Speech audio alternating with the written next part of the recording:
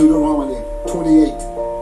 And it shall come to pass, if thou shalt hearken diligently unto the voice of the Most High thy power, to observe and do all his commandments, which I command thee this day, that the Most High God will set thee on high above all nations of the earth. But if thou wilt not hearken to the voice of the Most High, to observe and do all his commandments, then curses shall come upon thee and overtake thee. All these lies and delusions, wake me up, show me a new dawn, open your eyes, rise to the moonlight. I am awakened, I am awakened.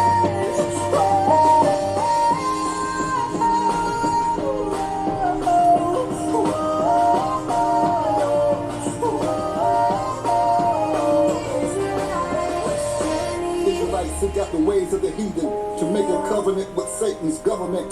Turn their face away from the Most High, evil desire. 2 Kings 17 said they passed their sons and daughters through the fire.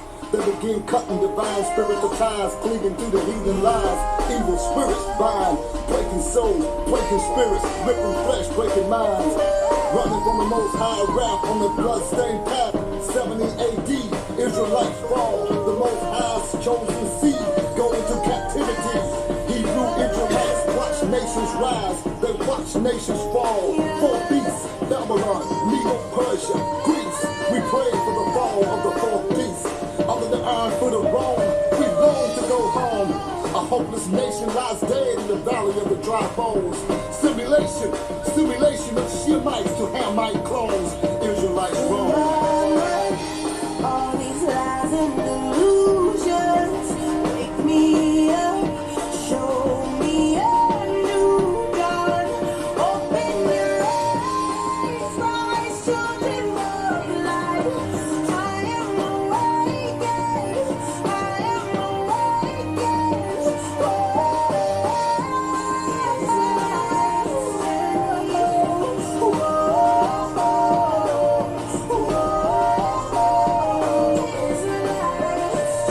Israelites enslaved to build a wicked nation. No true identity, only tribulations. Fed scraps of swine, we eat the worst of the animal kind. Used, confused, they set us in high places to be abused. Control the tribe, control the tribe. Our leaders take bribes to continue the lies. Four beasts behind the scene in the skies, watching with the all-seeing eye. The heathen take flight into a new world order. Hebrews sleepwalking into a wicked system that's gonna fall. Awake, reject Babylon. Hear the trumpet of awakening throughout the day and night. Awake, the Most High's people, the Israelites. The earth has swallowed the flood of deception. The harvest ripe for collection. His people are walking, standing like a mighty army.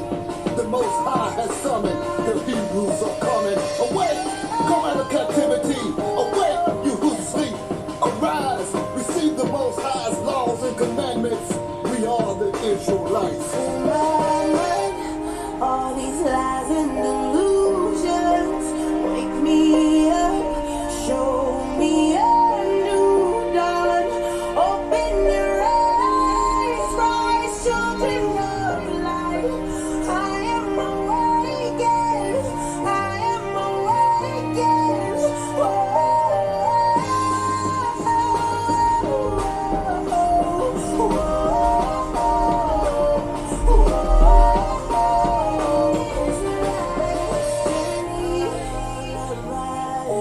Clear my mind and my soul, getting me a new mind. Oh, made me whole. I rise up, Quam, I'll be a new light. I am awakened, I am awakened. Joshua. All these lies and delusions, wake me up, show me a new dawn, open your eyes, rise to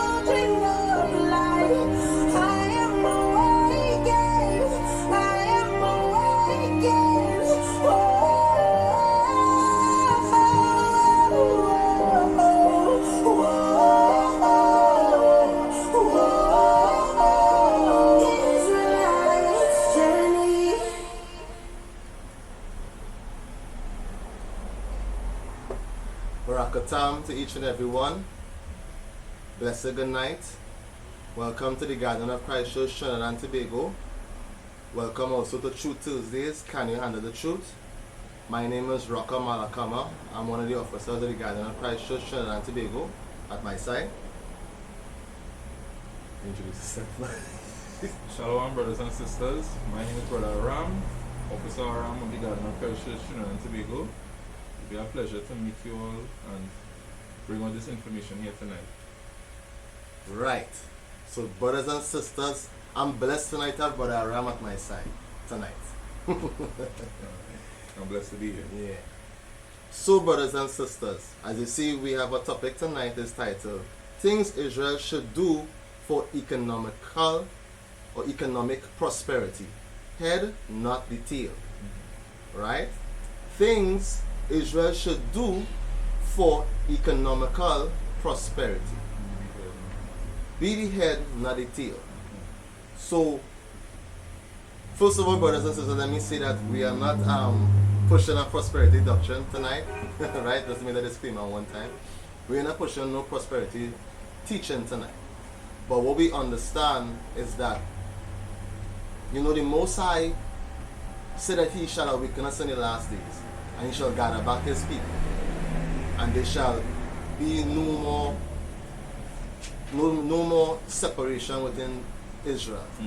That Israel and Judah shall not envy each other anymore. We shall be one, right? According to the book of Ezekiel and Isaiah. But in us coming together as one as a nation, right, keeping the laws, statutes, and commandments, there are things that we also got to apply for us to really get to receive this kingdom. For the scripture says that the kingdom of the Most High is within you. So yes, we teach the commandments, of course. Yes, we must get baptized. We understand the name of the Most High, the true name, and the name of His Son. But at the same time, there are things that we must apply, right, to make preparation for our children, to make preparation for what is to go down. And these things is principal things, which deals with a lot of discipline. And that is something that we have realized that we lack of. We lack discipline. We lack discipline in the law. We lack discipline with the fruits of the Spirit. Much less for us to accomplish other things in our lives. So yes, we understand that this kingdom is not ours. But at the same time, we got to utilize what we are working with within this kingdom to bring forth our kingdom. Right? So my brothers and sisters, we will be having a guest speaker today. Right? Someone who experienced, who deals with a lot of business management, managing, assisting those entrepreneurs, people who now starting their businesses and stuff like that. This person is, well, when they come on, they will, explain better. So brothers and sisters, as you know, we try our best to be under the Spirit of the Most High and work with the Spirit. We understand it's all about nation building, right? And this is what our organization in Trinidad and Tobago is what we push. We push a lot of preparation. We push a lot of, economical strength, self-sufficiency, right? Because we understand that Benjamin shall feed the people. So it's our duty within the Caribbean and even through the four corners of it, that we shall enlighten our people about how to self-sufficiency, how to sustain yourself. And we have to prepare a way for our brothers and sisters also. Right? So, excuse me. So, I want to go into a scripture, if you don't mind. No problem. Can we get, you have Deuteronomy there? Yeah. We have Deuteronomy. 28. Just, Yeah, go ahead. Go ahead. I found this scripture very interesting and it lines up perfectly Go ahead. with this podcast now, because part of our work as a nation is to really work ourselves into the blessings of the Most High, because that was part of the contract of the law. When you go to Deuteronomy chapter 28 verse 3 and 4, you see, blessed shalt thou be in the city, blessed shalt thou be in the field. Blessed shall be the fruit of thy body, and the fruit of thy ground, and the fruit of thy cattle, the increase of thy kind, and the flocks of thy sheep. Blessed shall be thy basket and thy store.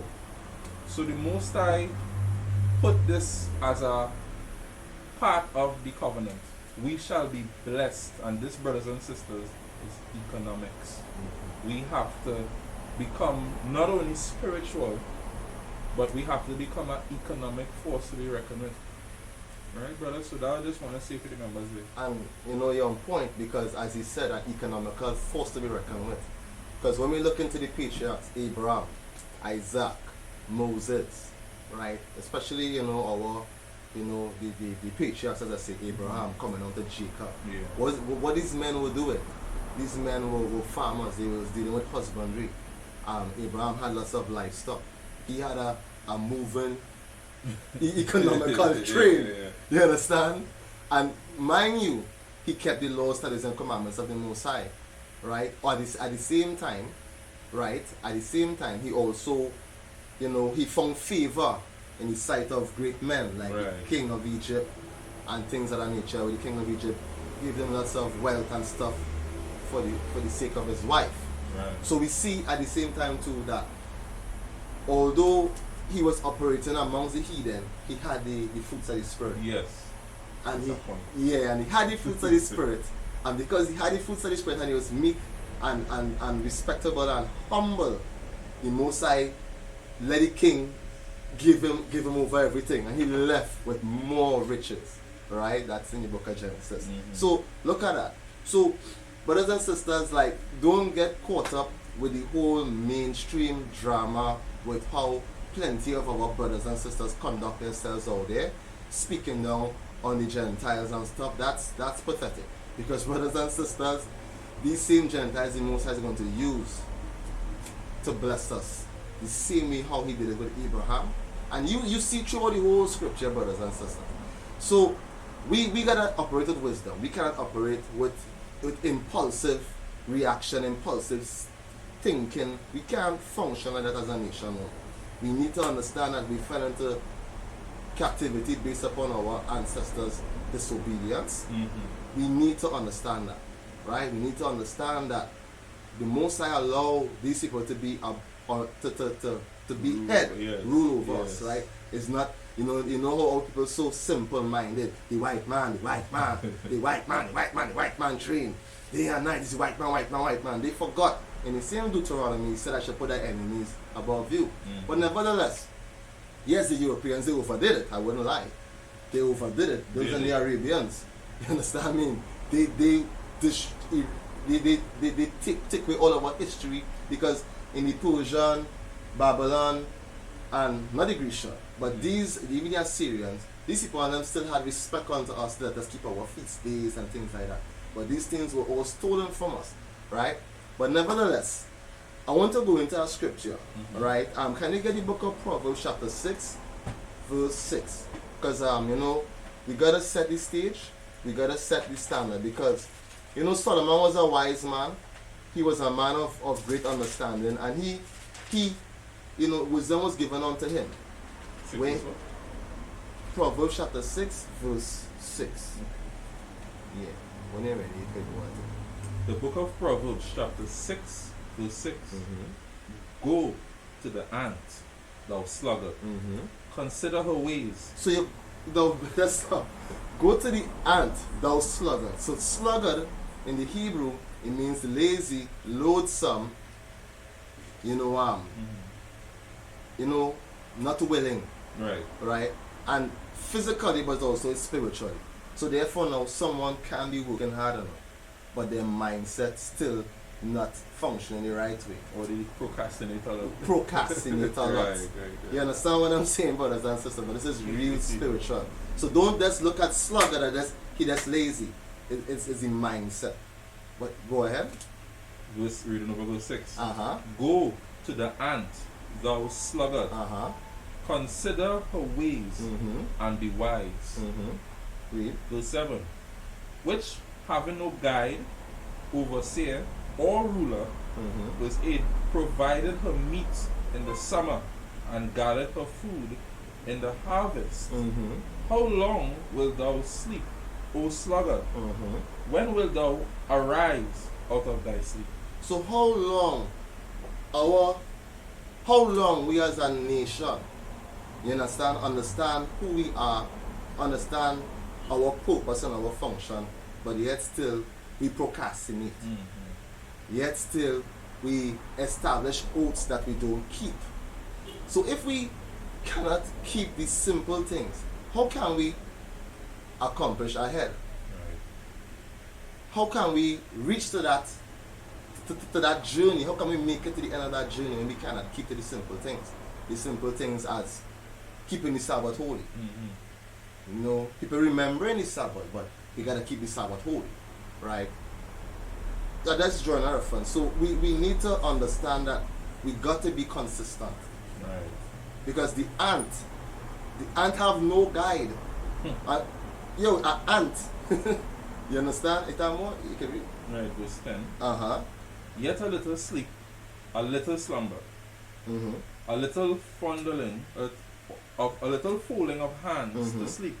So shall thy poverty come as one that travaileth, and thy want as an armed man. So you see, so thy poverty shall come, right? So sometimes we relegate ourselves based upon the curses that was handed down to us. For those who may be new, right? We understand through the scriptures that we are the Israelites according to the Bible, according to prophecy, according to history, according to science, according to anthropology, archaeology.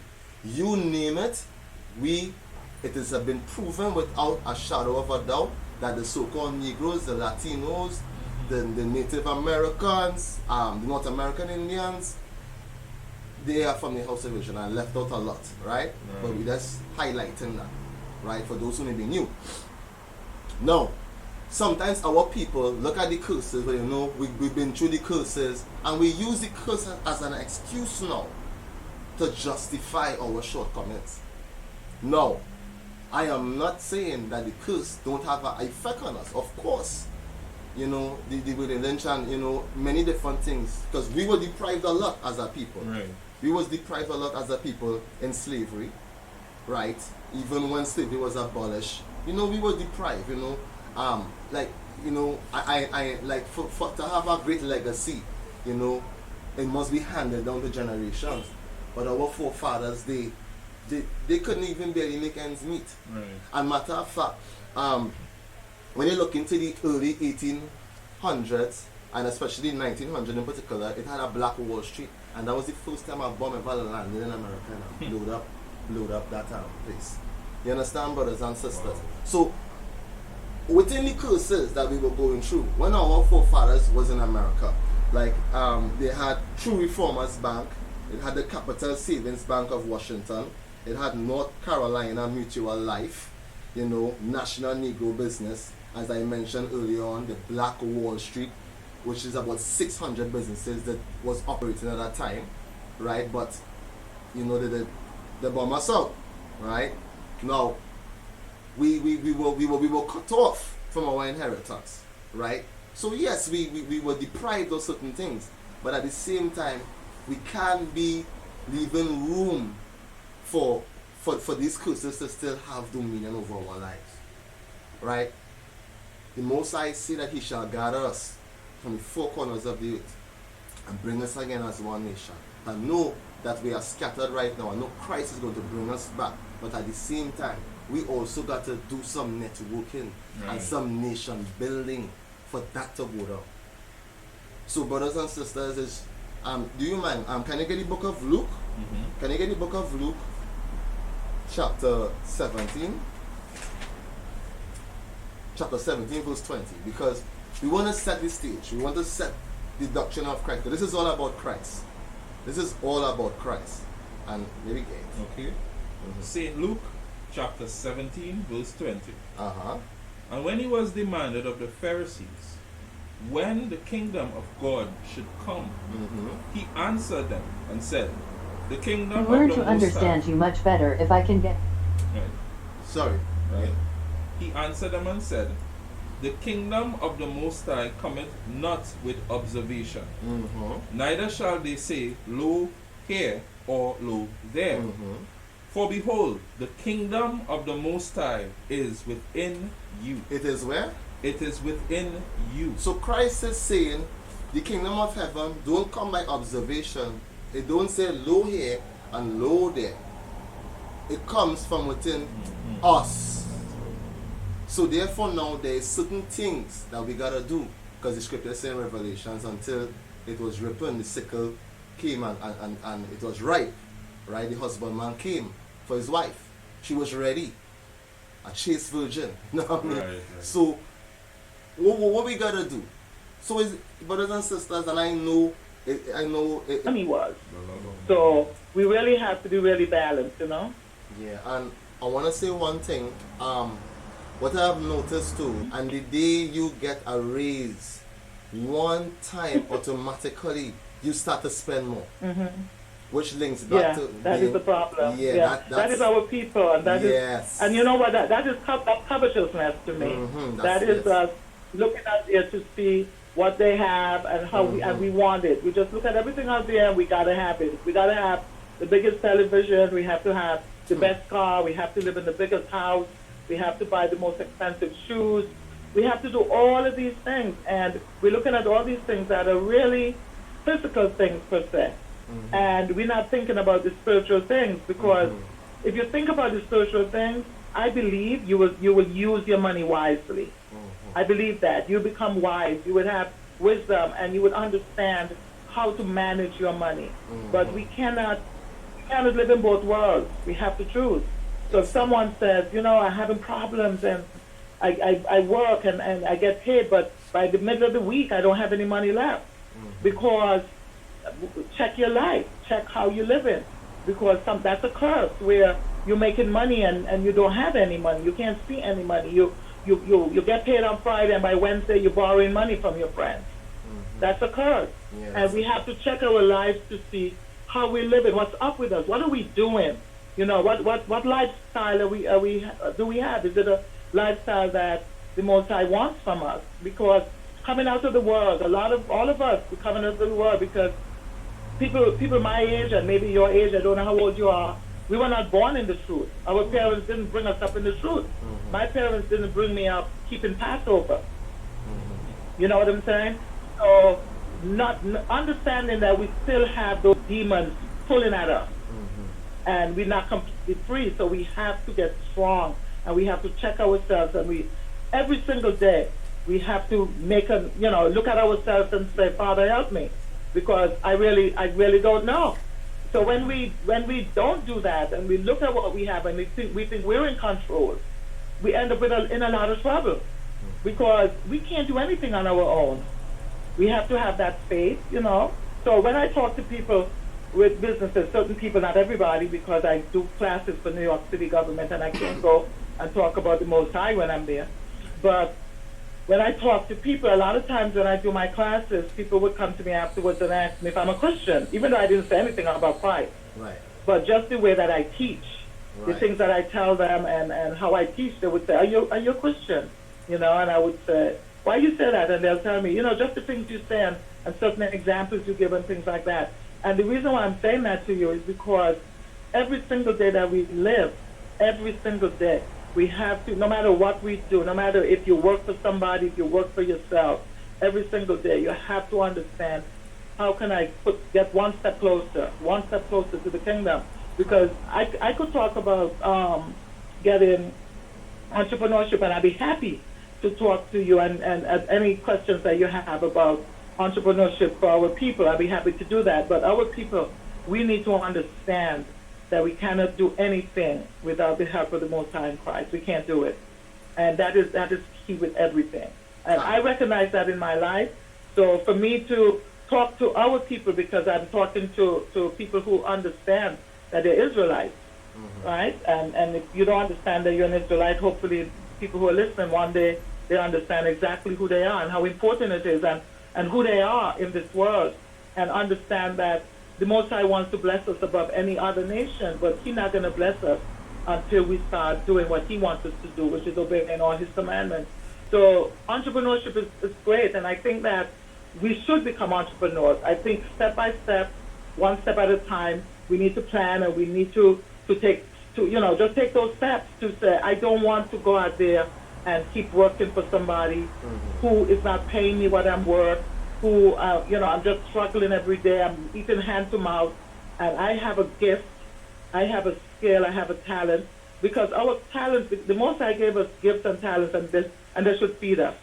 If you have a gift and you have a talent and it's not feeding you, you're not going to hear well done. You need. I'm saying, if you survive for 5,000 and save something at the end of the month, but it'd be 200. Why when you get a raise of pay, you must set up to this so-called prestigious lifestyle, and that is one of the downfall with the commandments, and the Most High blessed you with substance. That's one thing.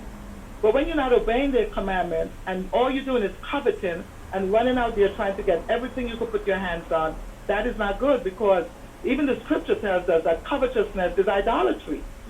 So when you look at the things we covet, that we create idols with those things. We want them so bad that we can't see anything else. We just want, and we don't see we don't have no time for the Most High. We don't have no time to love our neighbor. We don't have nothing to do with that. So I don't want people who's listening to think that as Israelites we don't live comfortable life, because the Most High would bless us with comfort. Let me just go with the don't know if you heard that. Somebody was trying to call me. I'm sorry. Yeah, no problem. So the Most High wants to bless us with comfort. We know it's vanity. We know that all the comfort that He blesses us with, we have to be able to let go of it in a heartbeat. Because we cannot build treasures up in this world where we look at everything we have around us and think that that's it. That's vanity. We enjoy it because He blessed us with it. But at some point we have to leave it, because we need to build our treasures up where they can't rust. So people need to understand, our people need to understand, when you say that you're 5 feet and you have a bedroom 10 feet, it's not like you're telling people they can't have a big bedroom. But if you don't obey the Most High, you don't know the Most High, you don't care about the Most High, you don't want to submit to the Most High, you don't want to follow the ways of Christ, you don't want to do any of that, but yet you want the Most High to bless you. Now we have a problem. We have a problem. And I want to move on to another question. I don't want to, okay, go ahead. Sorry about that. I know you might have to leave just now. So what is the principal things thereof to start a business? Because this is what's going on with our people. Many of our people may be saving right now, they may be saving the little pennies. I think in America they just call it partner. In the Caribbean we call it susu. Yeah. Right? Maybe we call it up here. We say susu too, because many of us we're from the Caribbean, so we say partner now we say susu. Right. So susu partner, right? So we and susu build many houses, right? Yeah. Susu build real people houses. And the susu now is something that makes us committed, dedicated, and you don't want to be put to shame. I'm just saying. So that's right. That's right. You got to put your hand in when the time comes. Yeah. So what I'm saying, that is one way too. But how can we? What's the principal things we must understand in doing our business? Because we, plenty of our people don't have that experience. I done businesses in my past time. Right. I had a food business. I had many different sorts of businesses. My last business was a food business. Now, I have my little experience, but I actually, when I went into the business, then I started to acknowledge all the things I had to spend money on. I was just looking at 7 ingredients, but I didn't know within the 7 ingredients, there were 4 ingredients within the 7 ingredients I had to get. And I was like, what is this? I didn't bargain for this. And then I realized, oh my goodness, then I started to realize the assessment of the amount of work I need to put in. Then I realized that people who I asked to commit with me, they were unreliable. And then it was a whole this is a true story here. This was a whole spindle. So I set up the business was to leave and go and do another business. And because nobody was in there, and because I didn't have the proper understanding I remain Yes. in the business I couldn't do the other business I was supposed to start off. So I think a principle thing, and I pray brothers and sisters, they push the like button. I believe that the buffering issue has been rectified. Push the like button, brothers and sisters. Let Sister Patrice give us understanding on the principal things thereof in starting and organizing a business. Please, Sister Patrice. Okay, so one of the things, the first thing I would tell anybody is that if you have an idea for a business, before you invest time, too much time, and invest money, make sure that there is a need for what you want to sell. Make sure that you do your own little research, you walk around your neighborhood, you talk to people, you go around the market, you go down in where the stores are, whatever you need to do. But do some research, talk to people, and find out if there is a need for what you have. Listen to what people are saying and figure it out, because I know people who decided to start a business, and after they started the business, they couldn't get any sales. It didn't work. That's because they didn't do any research, and sometimes the marketplace could be so saturated that you can't get sales because there's too many of the same businesses all around. So sometimes you have to do your research, and sometimes the area that you may want to do your business, it doesn't mean that the business won't work, but it may not work in that area. So you have to go to a different area. So that is the first thing I would recommend, that you do a little research just to make sure that that idea you have, that product or that service, it's needed and you can make money selling it. My other recommendation is, once you decide that now, yes, I could do this business, you need to make sure you have a business plan. I know that business plans could be expensive depending on where you go, but a business plan, if you can't get a business plan that's a formal business plan where somebody's going to do all the projections and everything for you, at the very least, you need as a person to write things down. You know, the scripture says, write the vision and make it plain. You need to write things down. You need to write things about, you know, who you're going to be targeting. Explain, describe your customer. If you start thinking about your customer and you're thinking about the people who would like what you have, you're going to describe them. You're going to say, I'm going to sell mostly to women. But then when you talk about you selling mostly to women, we have women of different ages. So if you just say women, that's not enough. You have to say, I'm going to sell to women, between the ages of 18 and 35, for example. So you're looking at the younger women. Or somebody else may want to sell to women who are over 50 years old, but you have to target, you have to get down to the pinpoint of who you're selling to, what kind of income they should have. Because for people to buy what you have, what you sell, they need to have disposable income. If you're selling goods at a low price, it may not matter so much. You're selling goods at a medium price, then you may now start thinking, well, people have to make at least, X amount, $500 a week, let's just use a number, to be able to buy my product. Or if you're selling luxury goods, that people have to make $100,000 a year, $150,000 a year in order to buy my product. So business is not something that you could just sit down and say, I want to start a business, I'm going to make, let me think of something. Let's talk about the food business, for example. I'm gonna have a restaurant. I'm gonna do rice and peas. I'm gonna cook chicken. I'm gonna have beef. I'm gonna have fish, whatever the case may be. And I know I'm a good cook, and people are gonna like my food, and people are gonna come to my restaurant. You can't. It's good for you to think that, but that's not the end of it, because think about how many restaurants out there sell what. How you gonna make yourself different? So now you plan everything out. You plan where you're going to put your restaurant.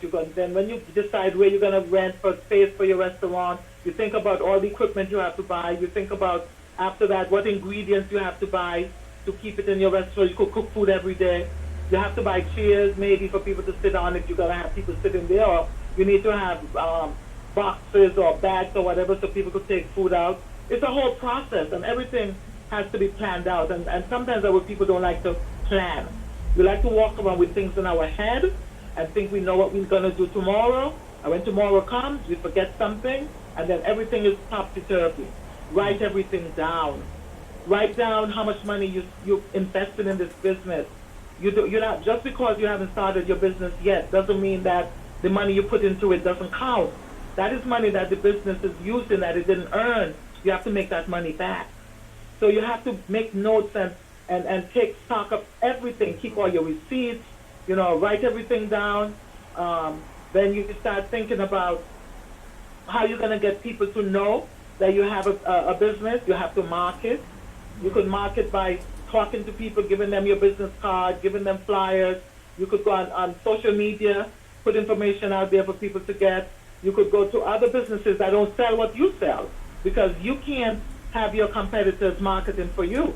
But if you have another business who have the same customers you have, but they're selling, but they're doing something different. So you have a restaurant, and that business have a laundromat. So what you do is that you form an alliance with the laundromat, and the laundromat gonna put up your posters and give out your menus and stuff. Right. And you in your restaurant, you're gonna tell people about the laundromat, and you could get customers that way as well. So they have many different ways for you to market, but you must market. Right. Because marketing opens doors that sales close. Okay. Right. And then after you start this, now you have to start thinking, I need to hire people. So I need to get people on board, because I need people to help me. Not every business needs to hire people. So if you have a service business where you're going around and you're doing consulting, for instance, when you start your business, you may not need to hire anybody. You may not even need a space. You could sit at your dining room table with your computer or at a desk, and you could do your work, and you could leave your house and go visit your clients or come back to your house. But like restaurants, for instance, you need a space to cook. You need a space to serve people, and so it's a different business. And sometimes when you start cooking and you start getting all these customers, you can't do everything. You can't cook, you can't serve customers, and you can't wash dishes. You can't do all of that at the same time. So you need help. So now you have to think about, who am I going to hire? And it's very important that you think about the things that person's going to do for you. Don't think about how the person looks, how the person speaks, the person fat, they're thin, they're tall, they're short, they're good looking, they're not so good looking. You can't think about things like that. You have to think about, what are the tasks that this person have to perform when they come to my business. You write that down. This is what they have to do. This is their task. You write 15 things down. This is their job. This is what they have to do. So when you decide to hire somebody and you talk to them and you interview them, you're now going to try to find out if they're capable of performing these tasks. And then you make a decision to hire people. And of course, relationships are important. So you're not going to hire somebody that you don't feel good about, no matter how well you think they could do the job. If you don't feel like you're going to get along with them, I won't hire them. I want to hire somebody who can do the job and I feel I could get along with. So you have all these things. And then you have to make sure that, even though your business is small, you have to make sure that you keep your book. Write everything down. How much money did you spend? I normally say, how much money did you invest? Because I tell people, but the minute you decide to start a business, you stop spending money. The minute you decide to start a business, you invest in money. Because any money that you put in your business, no matter how small it is, how big it is, your business is supposed to make that money back for you. So you're looking for a return on your investment. So when I talk about business, I normally say, how much money you invest in your business. So you need to write all of that down. Any money you invest in your business, write it all down. Make a list. Keep all your receipts. The money that you make from your business, money that comes in, make a list of that. Record that. We have a problem, our people, and I don't care which tribe you belong to, because I work with different people from different tribes. And no matter which tribe you belong to, I see it. Especially when we have businesses that attach businesses, where everybody doesn't pay with a credit card, everybody doesn't pay with a check, most people pay cash. A lot of our people cannot control their fingers. They can't control their hands. What they do, they use the cash as though the money belongs to them. Your business money does not belong to you. If you spend your business money like it belongs to you, you're going to be out of business. Your business money, the money that the business makes, belongs to the business. You have to plan a business that could support itself and also support you, which means that you have to bring enough sales in. You have to work hard to keep bringing more and more and more sales in and build your business up. And you need to account for every penny that comes in. And you need to be able to pay yourself, develop a business that could pay yourself enough money to support your lifestyle. Whatever your lifestyle is, whatever the Most High blessed you with, you will see what He blessed you with. And if I'm talking to Israel right now, Israel, the one thing you should never, ever, ever not do is to pay your tithes.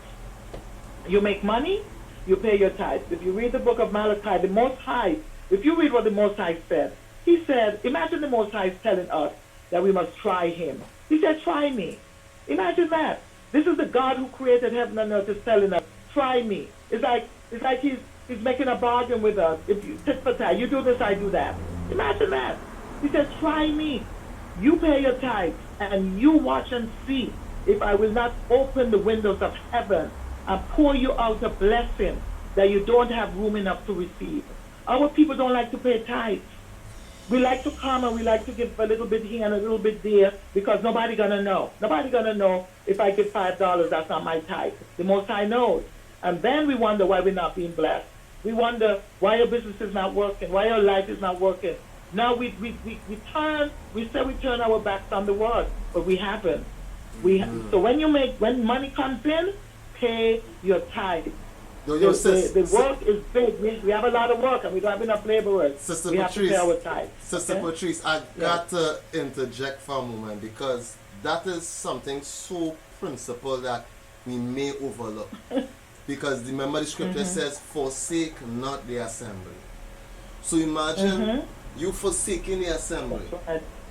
Right? Out there in the world. Trying to get a business. Trying to just survive. Yeah. Not even a business. You're just trying to survive. But you're forsaking the assembly. You're not committing the assembly. And obviously if you're forsaking the assembly, no tithes and offerings going down.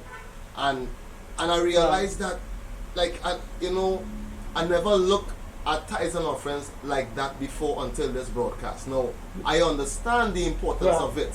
But now as you bring it up in assessing everything for our upliftment as a nation, tithes and offering is mandatory every Sabbath. So therefore we're supposed to be there every Sabbath. No excuses. We're supposed to be. And if we cannot be consistent to serve the Most High on the Sabbath, we cannot go to these different endeavors that we pursue. That is true, brother. That is true. Yeah. Yeah. So continue. But it's true because I mean we have to serve Him every single day. But He tells us that we need to assemble. There are certain times where we have to assemble together as a people, and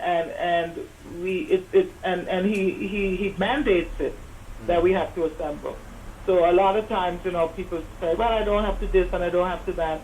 But what we have to do is obey the Most High. That's what we have to do. We're not going to the assembly to the law class because we like the teacher. We have to like what the teacher is saying. And a lot of times people have every excuse in the world why they don't want to go. They don't like what the elders said. We don't want the deacon said. We don't like how that deacon teach. We don't like this. We don't like that. And it's not about that because the Most High is looking at us. He's looking at our walk, how we behave, how we operate, what good examples we are. Because we're going to be judged by everything that we do. And if you're looking at a man's face to determine if you should come and sit down and listen to what he has to say, then we're not ready yet. We have to come to listen to the law, not to who is talking about the law. Not that flesh and blood that's talking about the law, but the words of the law that's coming out at us. That's what we need. That's what we need to be doing. And when we suffer and we complain and we get sick, and every time, I always said to people, I said, how many prophets you know that was sick? How many prophets in the scripture that we know that was sick? I think there was only one. I think it was Elijah, one of them there was one prophet. I think it was Elijah. I'm not sure. But when you look at all the other prophets, every last one of them, is there any inkling of anything where they tell you they were sick? No. But our people are sick.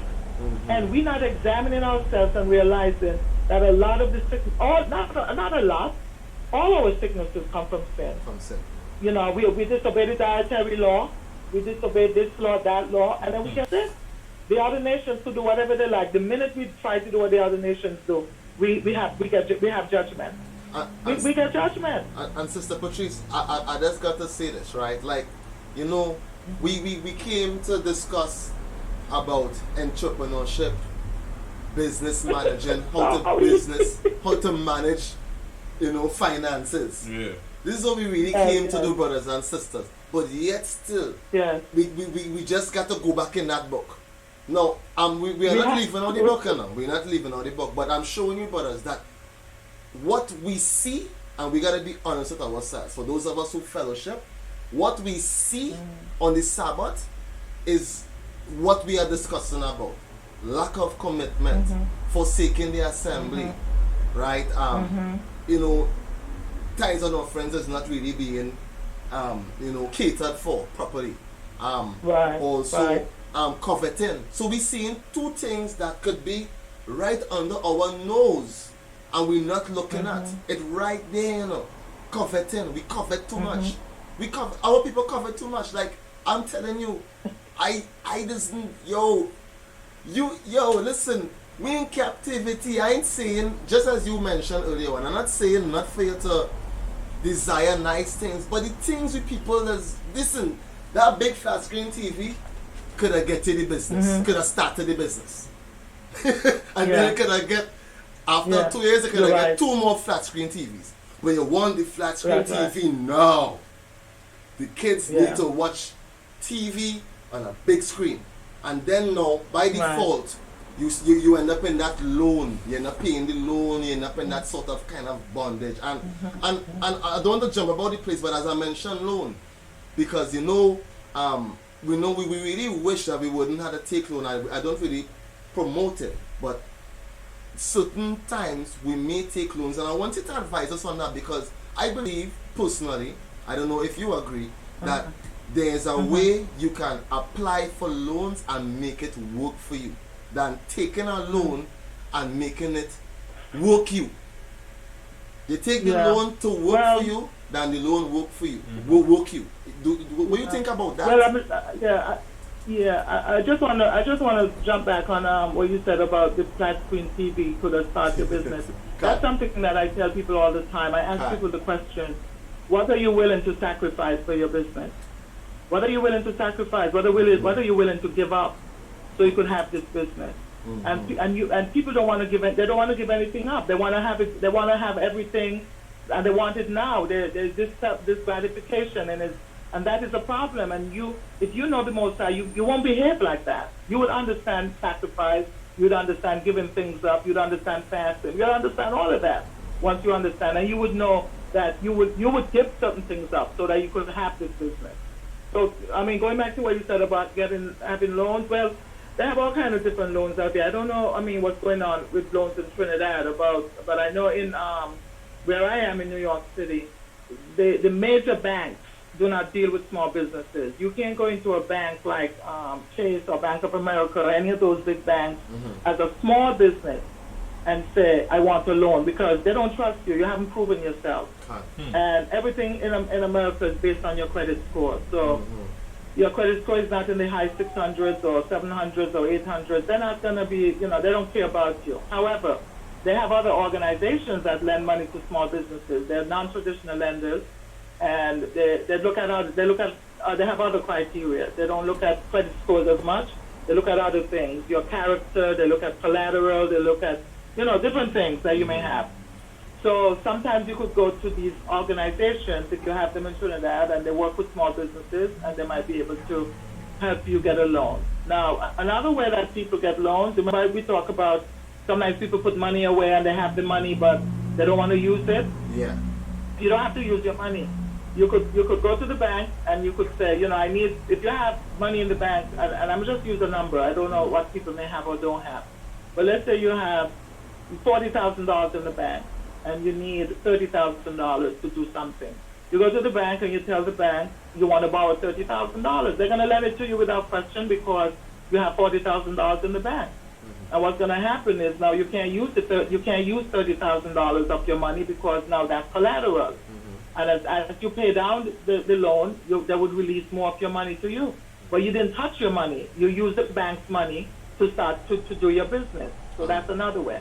Another way that people go about getting money for business is sometimes people don't know who they know until they start thinking about who they know, and that is why I tell people all the time, it's nothing better than developing good relationships. You develop good relationships with your family, develop good relationships with the people around you. Just be good to people.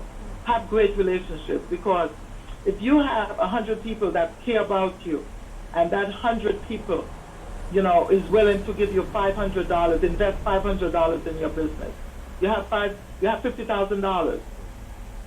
Okay, and all you have to do is to make sure that each person that makes the investment into your business, you have some sort of agreement where they understand what is it they're getting. They're not gonna get back $500, you know, next month. Right. But there's certain things that you could do for them with the business, that you could work the $500 off gradually, so that you don't have a business where you just giving, and all of a sudden you don't have a business. So this is something that's gradual. Or you could have people who would invest that $500 and say, I don't want the money back. I just want to have 0.5% of your business. As I just want to own 0.5%. And these are things that people do all the time, you know. And sometimes your own family and friends could lend you money, where they would tell you, you know, I lend you the money, you don't have to pay me interest, just pay me back by a certain time. Now, that is very risky, because our people have a way of not wanting to pay back our own family and friends. Yeah. We think because they're family and friends, we could treat them how we like, and if a stranger lends us money, we quicker pay back the stranger than our own family and friends. And I see that all the time, and I tell people that's wrong. That's wrong. You need to pay back your family and friends. You need to keep those relationships going. So these are all kind of different ways. There are many, many ways where people could get money to start a business. But sometimes they don't have good relationships with anybody. People don't like them, so they can't go to anybody.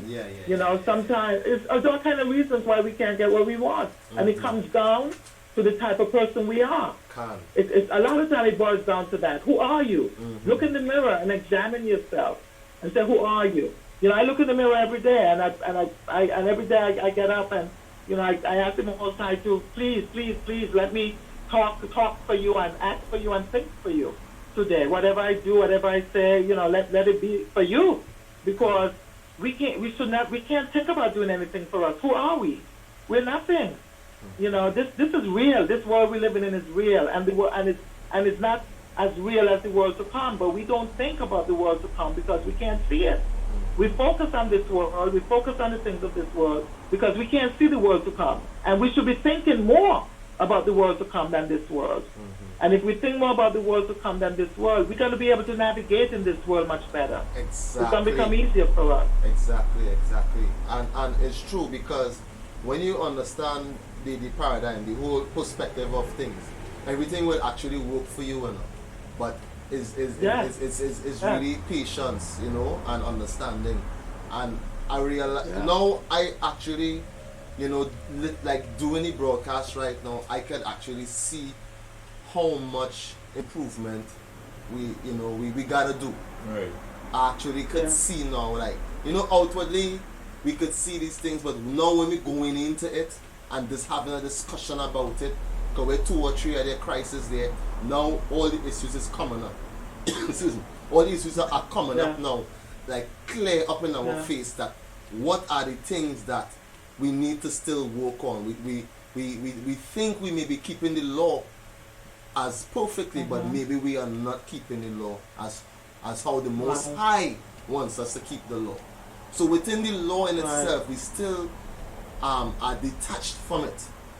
You understand what I'm saying? Because coveting, you know, keep the Sabbath day holy, fellowshipping, diligence. Scripture say, seek ye first the kingdom of the Most High and His righteousness. Then all things shall be added on unto you.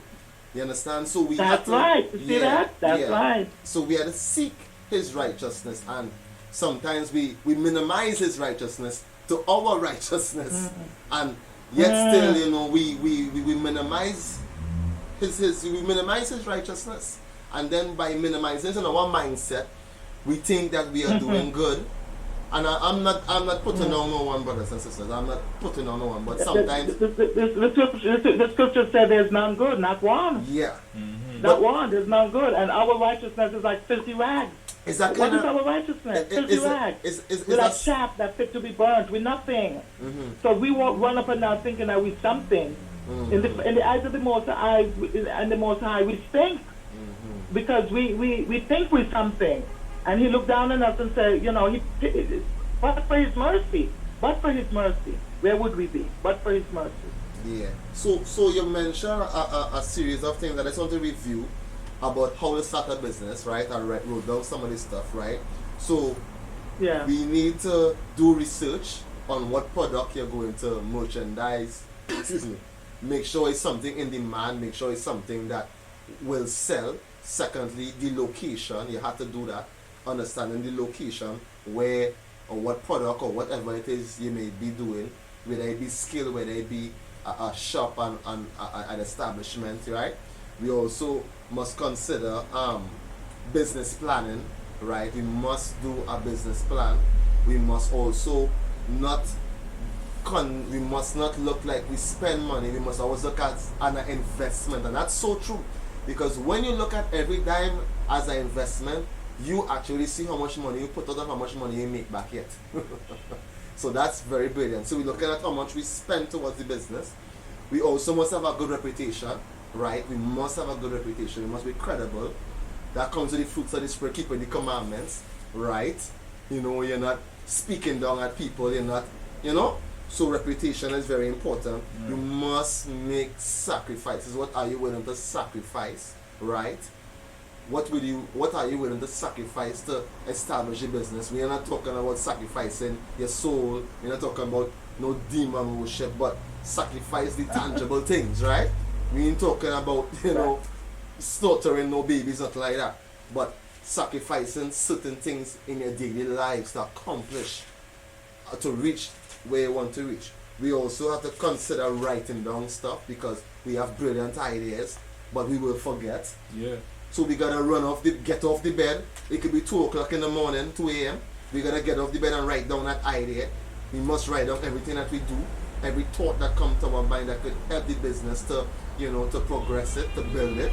Writing down is very important, right? We're working on that, right? Marketing. We must be reputable enough to market our business also. So if you have a good reputation, just as you made a reference by the laundry shop or wherever, people just go by the laundry shop in America on weekends. Your poster is by the laundry shop, whatever. So we must have places where we can market our goods. So we must be, you know, good people in our communities who we could, you know, who could recommend us.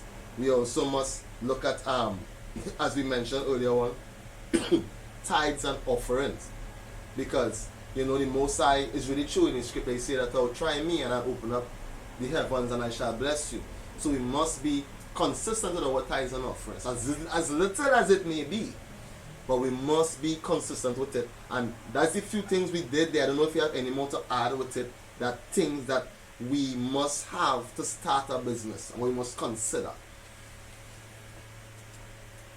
Yeah. Yeah.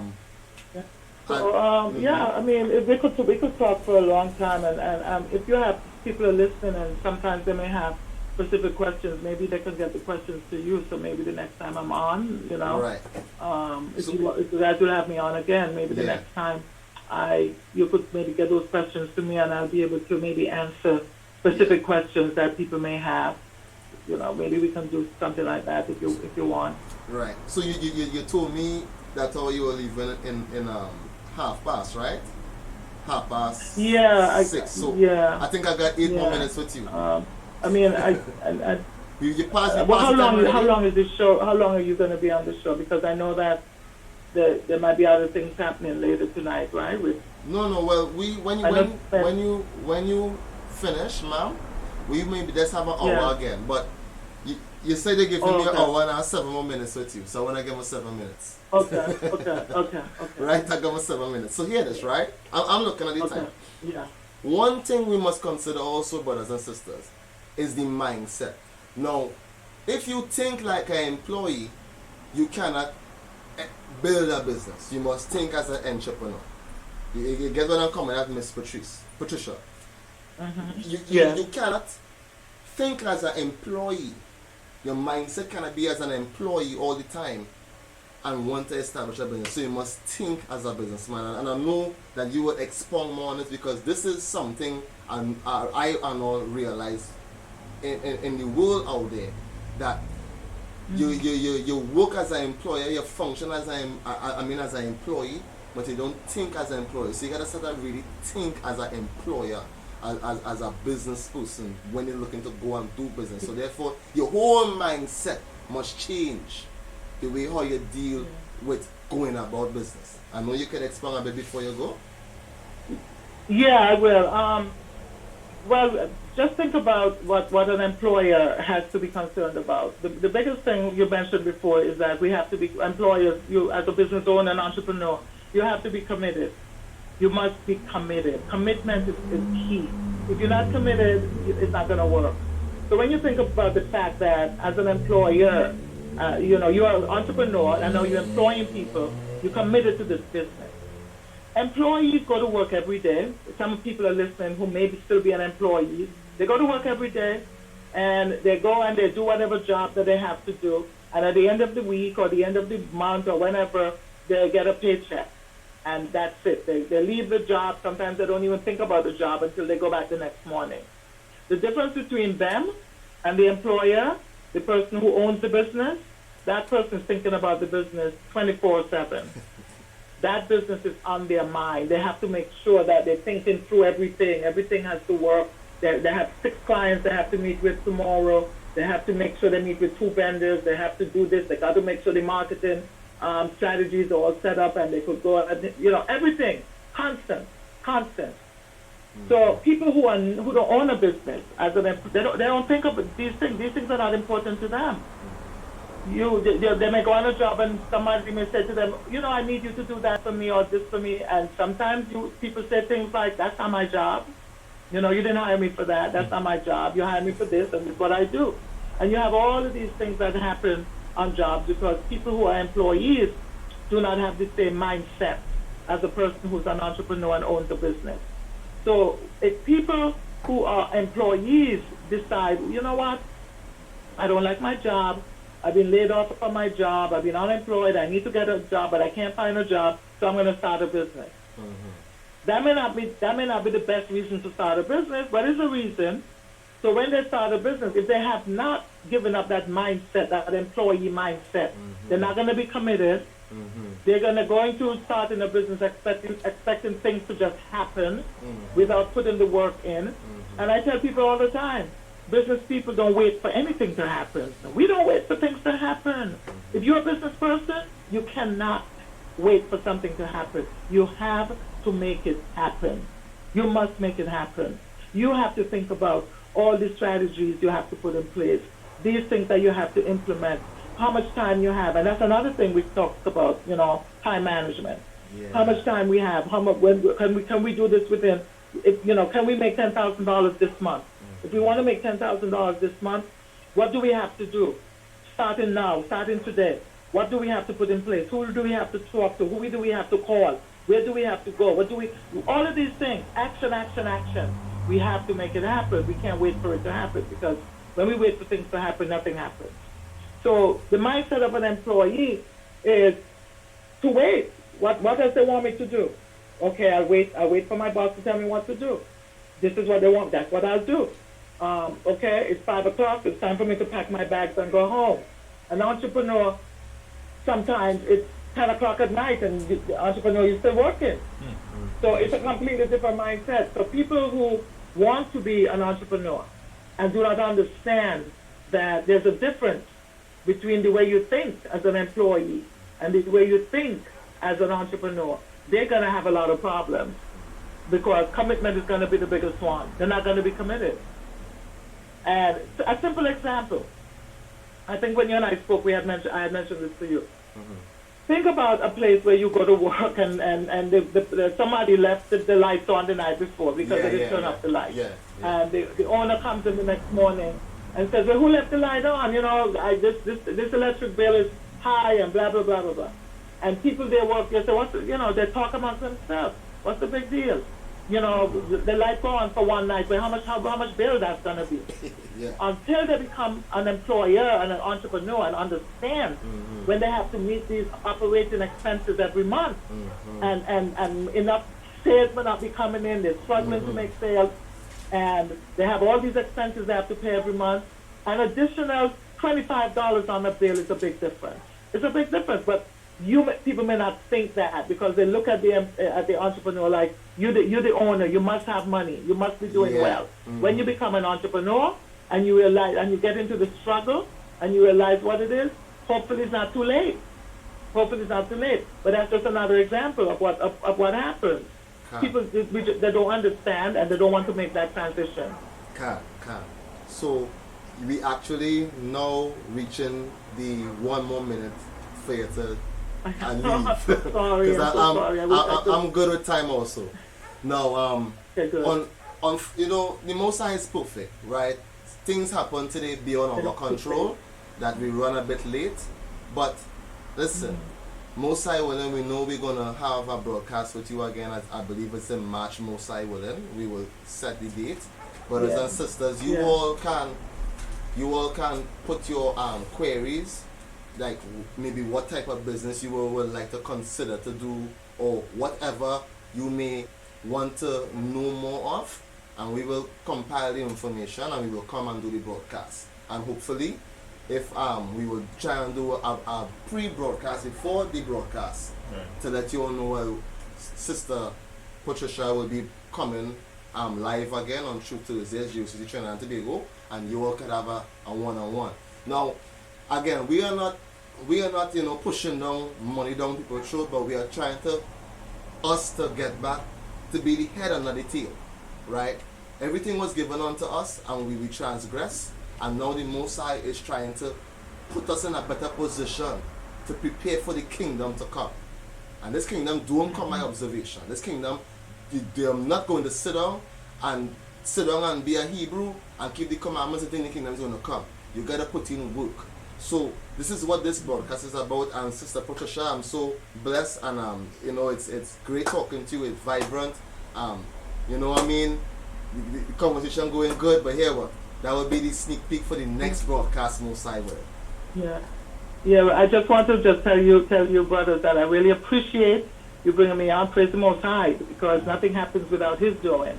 So we have to give Him praise, and whatever good comes out of the broadcast tonight, let it all be for His honor and His glory. So I will get to you later, or maybe Most High willing tomorrow, and see how we will set up to do the next broadcast. Most High willing, right? Okay. Thanks a lot again. Shalom family. Shalom, sis. Shalom. All right. Good night. Good night. Right, brothers and sisters, you got it live on True Tuesdays. Right. But I see you pull the scriptures. Well, that was the daddy point there, right? Yo, going to where you have one time. You have something to bring up now? Something what Of I course, find bring it. we had to expound on, because it just came to me while she was expounding it. Yeah. I hold my piece and I just said I'm gonna let it soak in. In terms of Yeshua speaking to our people about getting to this kingdom, he spoke to us in St. Matthew chapter 6, verse 32. He says, "For all these things do the Gentiles seek. For your heavenly Father knoweth that you have need of all these things. But seek ye first the kingdom of the Most High and His righteousness, and all these things shall be added unto you." So, even if we want business, we want to become an economic force to be reckoned with, we cannot forget the law, but in fact we should put the law within our business plan. Planning, yeah. You see, when she said tithes, when she brought in tithes, brothers and sisters, tithes. Your business had to be a foundation in your business. Because with that now, you should remember in the Most High, this Sabbath day, your business can't go into the Sabbath I mean, come on. You are a business, you are an entrepreneur now. Your business cannot be going working on the Sabbath day. Things like these things we have to pay attention to, because we are Israel, we are people of law and conduct, proper conduct. So when the Most High give us this law, it's not for we to have it in Sabbath class.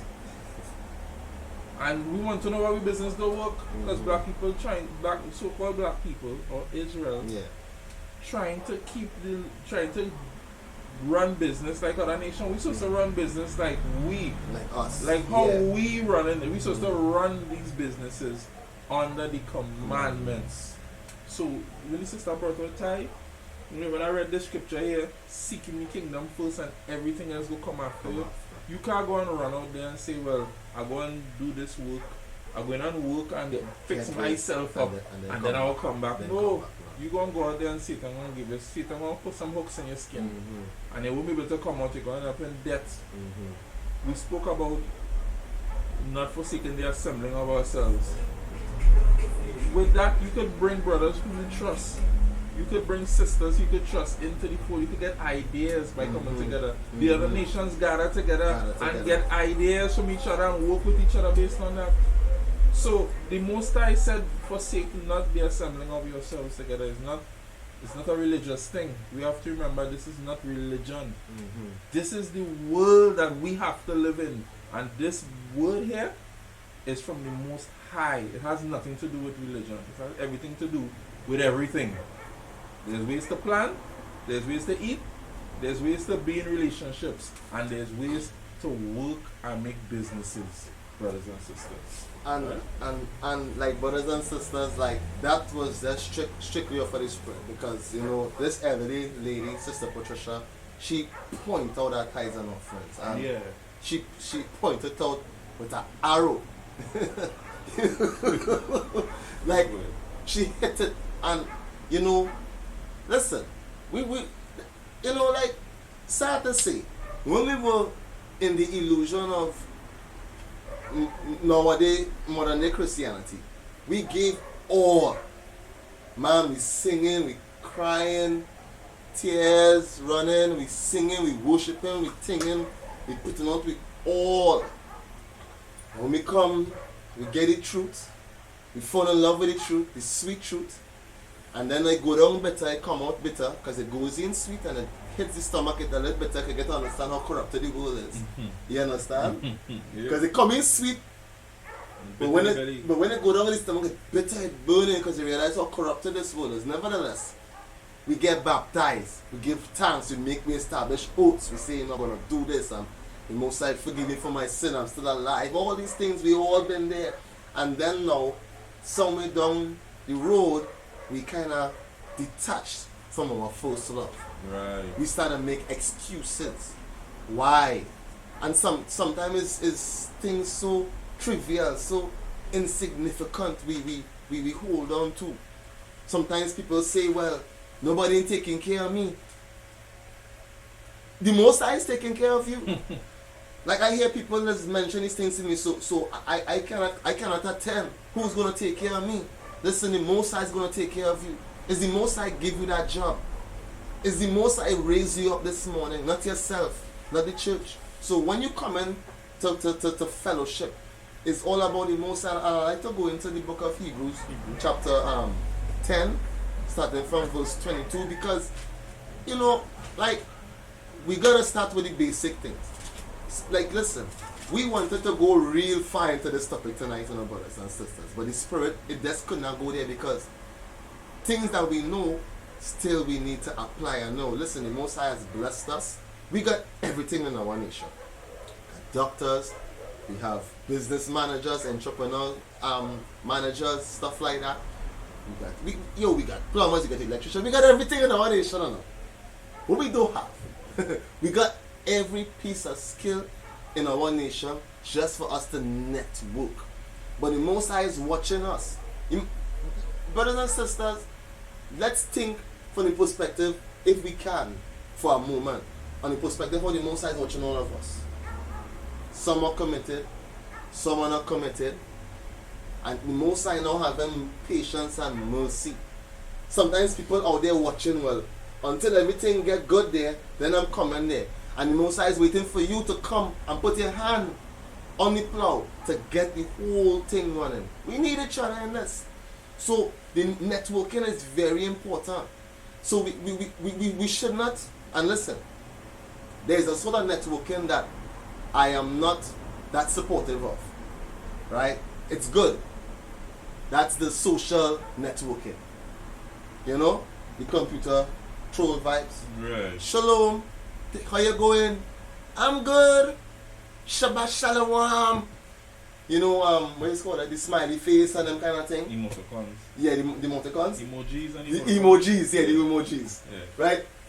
All these emojis and hello and come your shralani, all this other stuff. But I ain't seeing you.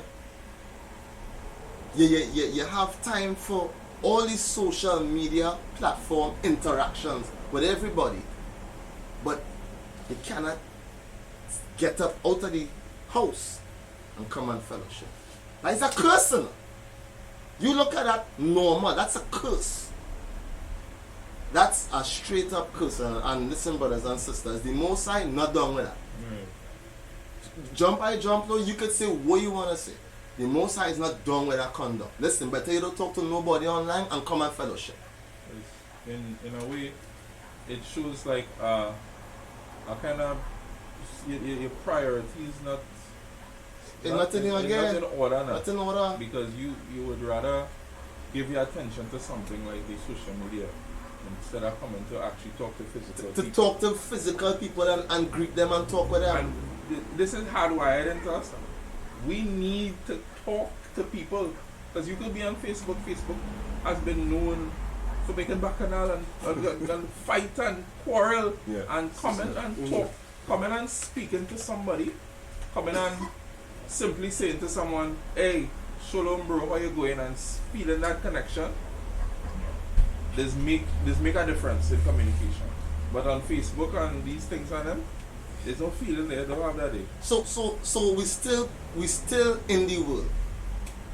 No, I know this is a kind of thing we going on here. Now I know that some of us have no other choice to utilize this platform. Some of us may be working in certain areas we can't fellowship. We really understand that. But there are people who can make the effort and they're not there.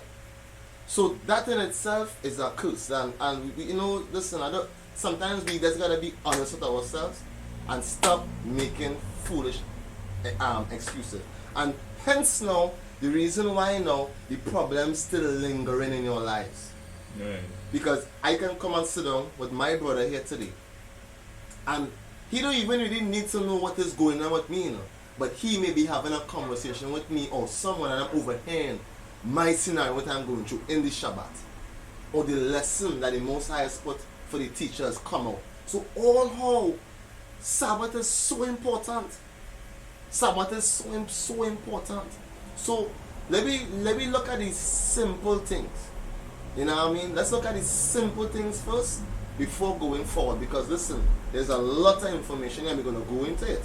But we had to start at the law. We got to start at the law. Because he says that if thou shalt keep my commandments, thou shalt be blessed above all nations. The Most High is removing the curses. We are seeing judgment going around to the four corners of the earth from all those that came against us in Yemen, in all these different places in the Middle East. We are seeing these people came against us who were part of the tumult in the Psalms 83. Right. So the Most High judgment spinning like a ring right now. Yeah. So all this coronavirus, I know they're trying to get us caught up in that.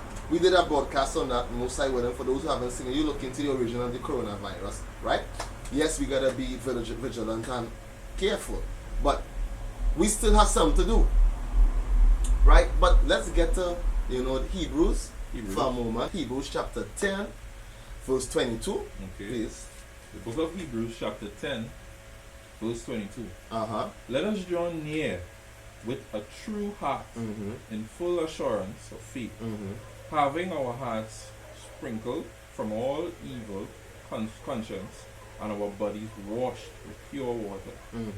Let us hold fast the profession of our faith without wavering. Mm-hmm. For he is faithful that promise. So we're not wavering like a wave going back and forth, and we're not wavering. We heading on this path. Read. Verse 24. Uh-huh. And let us consider one another to provoke unto love and to good works. Nah, you gotta read that again. Verse 24. Uh-huh. And let us consider one another Uh-huh. to provoke unto love Mm-hmm.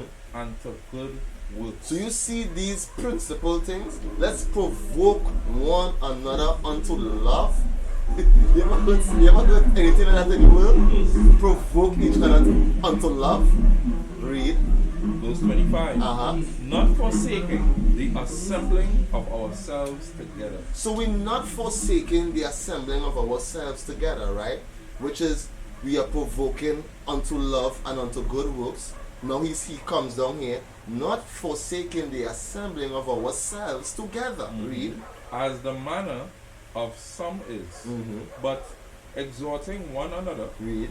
and so much the more as ye see the day approaching. Right. So we see the day approaching.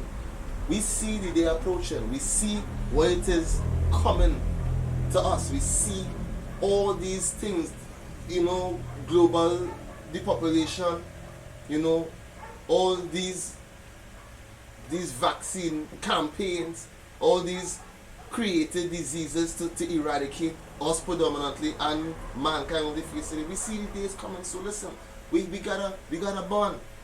We gotta link. We gotta spend time. We gotta check up.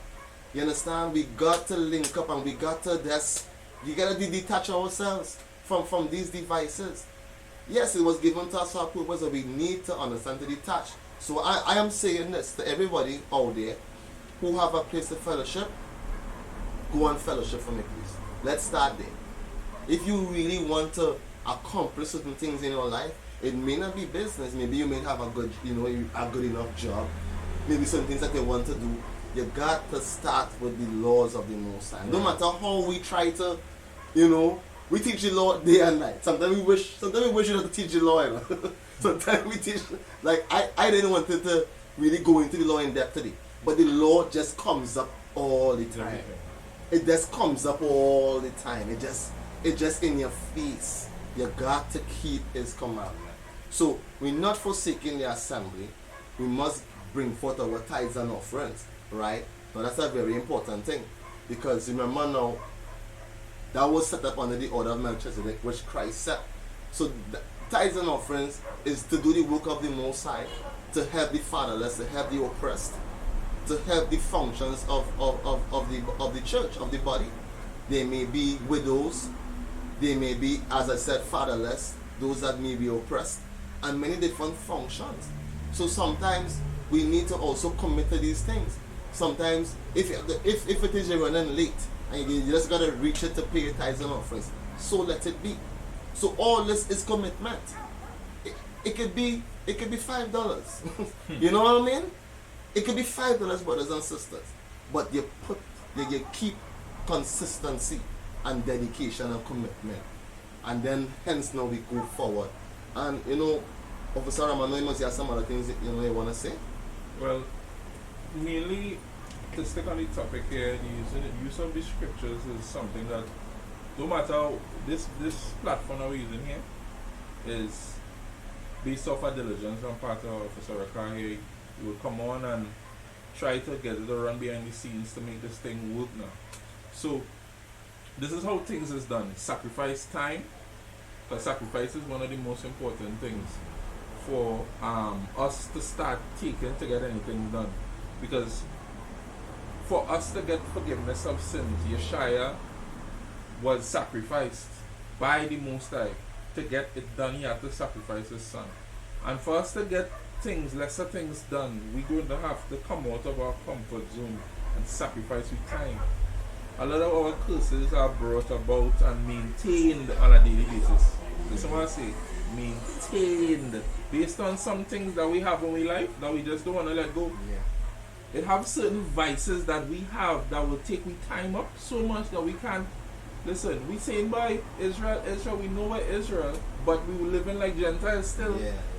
And while living like a Gentile, you trying to, in your brain studying, how come I not getting these blessings? When you hold on to the curses, You hold on to the curses, yeah. you hold on to the curses like it's a precious thing, like it's gold.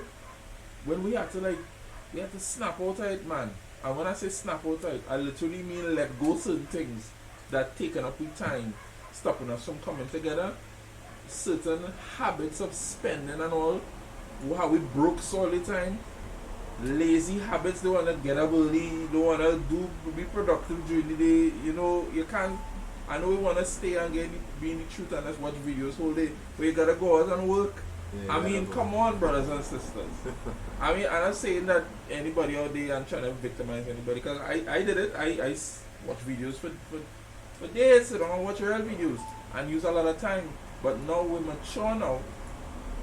Every Hebrew should know how to plant and do some kind of thing with the land. Or you can plant something with your hands. Because in the book of Sirach, right, as you go in Sirach, chapter 28 here, right, the scriptures say, chapter 38 verse, Sirach chapter 38 verse 31. All these rely on their hands, and all are skillful in their own work. Without them, no city can be inhabited. So when I read this out of the Apocrypha, right? No city can be inhabited. So this city, this kingdom that is within us, if we don't have people that are knowledgeable in different crafts, right, and practice while we're in the servitude, right, and stop being slaves and start operating like what we really are right now, we are sojourning here. Use the system to survive here as long as it is, but you're detached. And as when the Most High ready for us, brothers and sisters, we're gonna be ready. And stop staying back, stop laying back. If there's coming to Sabbath class, sometimes that might save your life one of these days. That might protect your finances, it might protect your family, but you not being around and doing certain things. It have good in keeping this law, brothers and sisters. Many brothers saying about comment and not forsaking the assembling, that's the law. Remember the Sabbath, sanctify it. And we understand those that might have the means to come, but let that be like something out of your control. Don't say, nah man, and you had the ability to come and you ain't come. That will become a curse in itself. You will start to keep doing it, and keep doing it, and keep doing it, and then you will end up on Facebook. You will be trying to express your desire to come out now on Facebook by being a super Facebook Hebrew. Yeah. And listen, there's a term I say, but it's something what people do because it's easy. FBH. Yeah, Facebook Hebrew. It's a SFBH, super Facebook Hebrew. Super Facebook Hebrew. So we have to be wise, brothers and sisters, and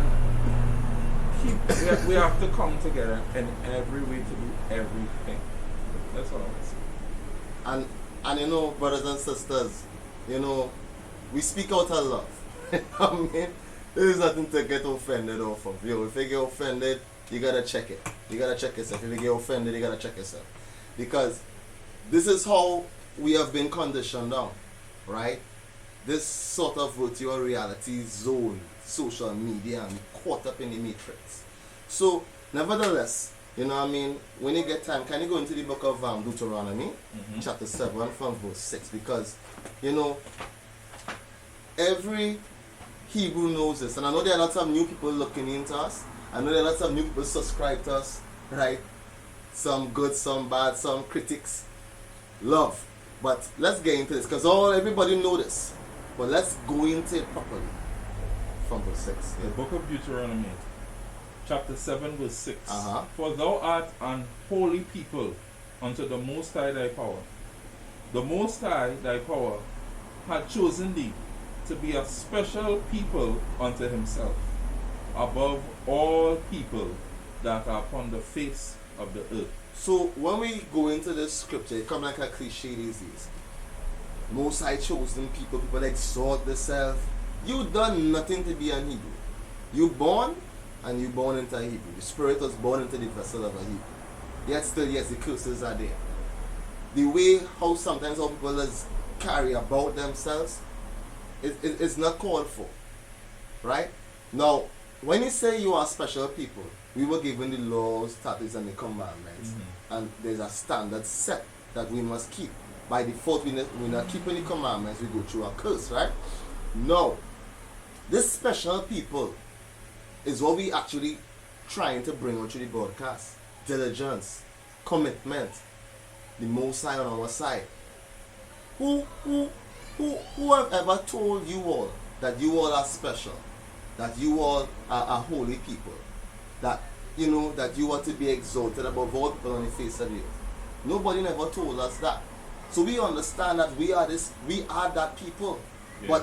But spiritually, are we spiritually thinking in that mindset? But continue. Verse 7. The Most High did not set his love upon you, nor chose you, because you were more in number than any people, for you were the fewest of all people. But because the Most High loved you, and because he would keep the oath which he had sworn unto your fathers. So he kept the oath he swore unto your fathers, right? Read. Had the Most High brought you out with a mighty hand, and redeemed you out of the house of bondmen, from the hand of Pharaoh, king of Egypt. Verse 9. Know therefore that the Most High thy power, he is the Most High, the faithful power. The who? The faithful power. So it's not us who is not faithful, it's we is the ones who are not faithful. He is faithful. So his word don't go void. Right. His word stands. Read. Which keepeth covenants and mercy with them that love him, and keep his commandments to 1,000 generations. To 1,000 generations. Read. Verse 10. And repayeth them that hate him to their face, to destroy them. He will not be slack to him that hateth him. He will repay him to his face. So we got to make sure that the Most High is not repaying unto us any judgment from not keeping the Most High commandment. So, yo, brothers and sisters, the Most High chastens who he loves. But at times we got to really look into ourselves properly and look beyond the chastening. Am I doing something wrong? Yeah. Why are these things happening? Most High, what have I done wrong? What have I not? What I am not seeing? Yeah, because sometimes we could be going around in a circle. You know what I mean? And like we like in our own spiritual wilderness in Egypt. It could be 2 years, 3 years. Some of us could already make the 40 years. You understand? We go through our own spiritual wilderness. But we have all these gifts, all these things blessed. Remember, all the nations look at us. Remember they said in Psalms, he said that sing to us mirth. Yeah. You understand? When by the rivers of Babylon. Right? They say sing a song of the Lord. How our people operated in America and through the Caribbean. We sang, we did so much things for these Europeans. We built all these empires. So it's like, this is the thing what is, I just want to push on our people, that look at history, look at the greatness within our people. So listen, brothers and sisters, we are pushing today, and you know what? Okay, we get our own Black Wall Street and all that. We're not pushing all that high vibes, but we are just showing how we can network amongst ourselves. Networking is that's what we really get it. And within that networking, we can be networking and running an organization amongst ourselves, and not much people will know. No, they will know, but not much people will know because it's not out there. It just circulating. You know how they will know? Through the transactions, through the receipts, the fruits. You understand? So we not, we don't bong for a Hebrew, Wall Street. We don't really necessarily need that. But spiritually, we have a Wall Street. So we need to network. We need to think out of the stereotype. We are not stereotype anymore. They call it a 1%. We will be part. We will change that 1% into plenty, because we take up the vast amount of merchandising. We do a lot of the purchasing. You understand? They do the merchandising and we do the purchasing. If we shut down, listen, if we stop purchase for 1 week, plenty of these businesses and I want to know what's going, you're going to see so much of commercials coming up. We are the consumers. We are the one who keeps up the system. Listen, we keeps up the system. What oppress us? So listen, they are tailors, they are seamstresses, they are farmers, and you know farming is something that we push, right? Husbandry, Yeah. right? All these things we can utilize. So therefore now we could have certain things operating in Trinidad and Tobago, and we could network with the people abroad, Grenada, New York, and we all can network amongst ourselves, right amongst ourselves, brothers and sisters. So listen, the kingdom of the Most High is within us, and I want to read something here, right? I want to read something here, brothers and sisters, right? This topic today was inspired also by Bishop Zakwa. He was, he kind of really, messaged me about doing this topic and bringing on Sister Patrice, and he always talked about this. 7 things black people should own, right? 7 things we should own. And I'm letting you know, I'm going to read it very slowly. Number 1, own land. Own land. Own your home. Block and investment property, especially in majority of black neighborhoods. Let me read it again. Own land. Own your home. Block and investment property, especially in majority black neighborhoods. 2, own schools. I know this touching all of us. Yeah. Because we see what's going on. We love our children. How are we going to set up those schools? You want to hire, build a school and send a fair? Something that we got to do is set up these schools. Own schools and develop our own curriculum. That's Hebrew. That's the Bible. And hire teachers committed to, they say black education here, but we will say Hebrew education. Excellence. Which is the Bible, the Torah, the Tanakh. Right? 3, own grocery stores. Food. Right. You know what I mean? So you ain't going out there for nothing. Going by own people. Food deserts in black spaces are healthy emergency.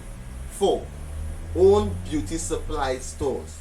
Now, our women, they grandize off of our women. Yo, they make a mint off of our women. Especially because in the book of Isaiah 3:16. Oh yeah. The 7 falls here like that. So this beauty supply stores, we pushing more natural products, right? Natural products, you know? I think we should own, brothers and sisters. 5, owner in their family investments. That is in the law, right? Black families must compete and grow wealthy together. So we must grow wealthy together, right? 6, own stock and life insurance. Now this life insurance we are speaking about is not like life insurance like what we see in the world, but the life insurance was set up through the commandment excuse me, of next of kin and inheritance, right? That's in the law. So the life insurance is not the life insurance of the world, but it's in the Torah, right? 7, own our labor. Even if you desire to be employed, create at least one other stream of income. So therefore, we have another stream of income, right? Either if I'm a carpenter, I have an investment in something. These are 7 things our people should be focused on. I'm going to read it out again. Own land, own schools, own grocery stores, own beauty supplies, own their family investments, because the government and the state own plenty of our, and the banks own plenty of our family investments. Land, own stock and life insurance, own our own labor. We self-employed them. We need to focus on these things. But before we get there, we gotta keep that law. You can't forsake that assembly. Thou shalt not covet. And yo, that coveting thing, I gotta talk about that a bit before we, coveting is such a subtle thing. It's like water leaking in your house and you ain't hearing it. It's just leaking, and then it just creep upon you. Sometimes we covet and we don't realize that we are coveting enough. Like we said earlier, and I'm going to say it again, there are things that we don't need in our lives. Things that our children don't need. Sometimes we need to tell our children no. Simple as that, Do you know when you tell a child no? Do you know when a child is not always rewarded for every little thing they do? They have better behavior than those that are always rewarded. Do you know that was psychologically proven? That children who always get what they want is the most naughty children. That is a statistics that I have seen, and you all can look it up. So we must also know when to give. We must train our children like that. Our children mustn't be crying down, bawling down at me. There was something, and you gotta spend your last dime. Listen, you on a budget. So we gotta discipline ourselves, and that is the problem. The next thing too is fast food. I will talk about it. Yeah, I will talk about it. I will talk about it. I will touch on these few things. The fast food. All this fast food pushing down on these commercials, we don't need that. That in itself is a high expense in our daily lives. The food not good for us. It's carcinogenic. You know what I mean? And it's costly. So all these things we got to really be observant of. I'm not saying that, a day from work tired and you ain't able. I'm not saying not to buy nothing, but come on, you got to manage it. And if it is, you got to break that budget or undiscipline. What you set up, go without it. You got to reach home and make some porridge or something, because you are committed towards accomplishing something. And that is the simple thing that has destroyed our people from accomplishing things. Because when you assess, sometimes we assess the amount of money we make a month. If we really write down the amount of money we make a month, or write down what we spend money, we see how much money pass through our hand every day. You know what I mean? So we gotta consider these things. The unnecessary buying food out there. Listen, go to the market, get away from the grocery. Everything is a grocery. You just gotta go and get fresh goods, more provisions, tomatoes. Buy food that is actually good for someone will last. Yeah, of course. Listen, that's how we say it. Some of us need to learn how to cook. Some of us need to learn how to cook. Oh. No, I'm serious. Bro. You talking about going by the market, your stuff, it takes steps, bro. I jump. Some people might know how to cook. No, I'm serious. We have to take the grace we have now, go on the internet and use the chat training ourselves how to prepare a meal. I'm sorry, I don't mean to laugh though. Sorry, no, it's true. It's true. It's true. It's true, because some people were not fortunate enough to, have the parents to teach them to cook. So, we're not laughing now, but it's really serious. So cooking is our main thing. Yeah, you cook, then you could go in the market and you won't know what to get. Yeah. So these little things that you will overlook, it's why it is you're still caught up in Babylon. There's hand to mouth, slavery, bondage. So some of us could do better. And I want to say one more thing too. Let's speak with authority.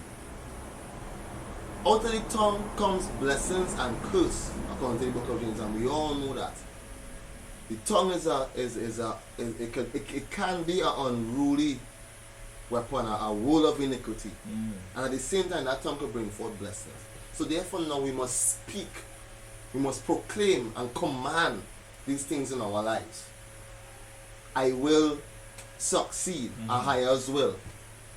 Not I can't. You see, this I can't is statements we need to stop making in our lives. I don't know, I will find out, I will inquire.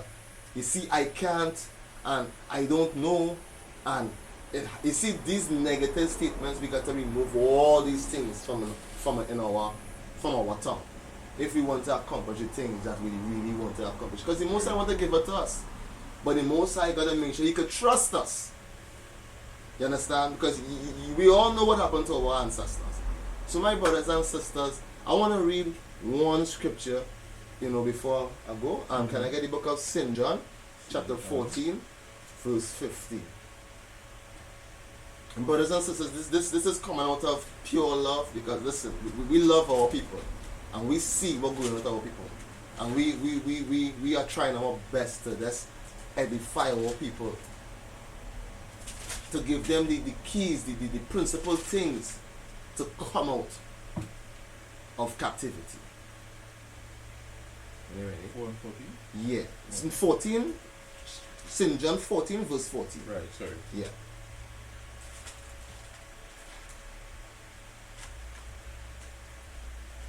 Okay, so St. John chapter 14, verse 14. If you shall ask anything in my name, I will do it. So we know, anybody will say, well, you believe in Christ, you're asking for one, but it's more than that, right? No, the Christians does capitalize on these scriptures, Yeah. And you know what it does do. If it's, this will do all kind of thing, right? The Christians just kind of get through to what they want to, but we don't know who giving it to them, right? That's not our business. But we understand, according to the word now, how we could get things that we ask. Read. Verse 15. If you love me, keep my commandments. So he says, if you ask of me anything in my name, I will do it. And if you love me, keep my commandments. So what I'm saying, brothers and sisters, it still boils back down to the law. So I'm not saying, brothers and sisters, I'm not saying, you ask for a big house, you ask for a car. No. We are not saying that. We are not pushing that. This is a nation building, brothers and sisters. This is not no selfish individual thing like what they taught us in Christianity. God bless me and God care about me. God don't deal with us like that. God deal with us on a nationalistic level. He don't deal with us like that.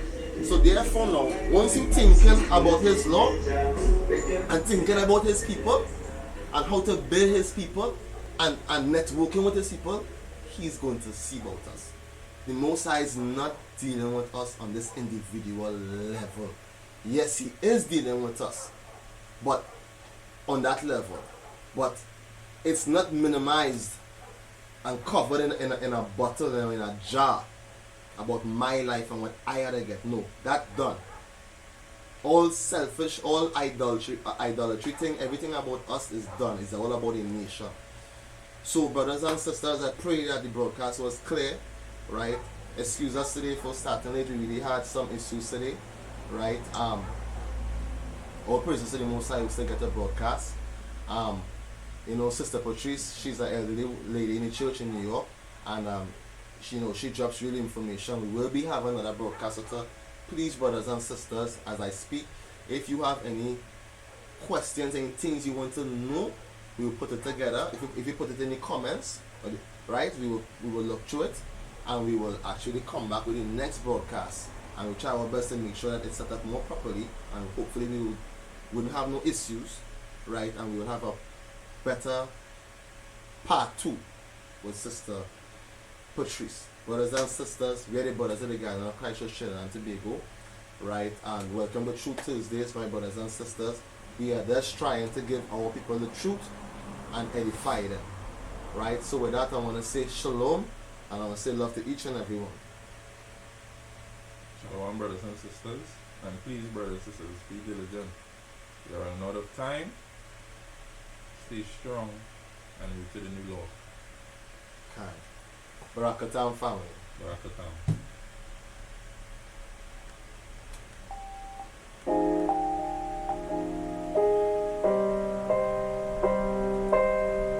Deuteronomy 28.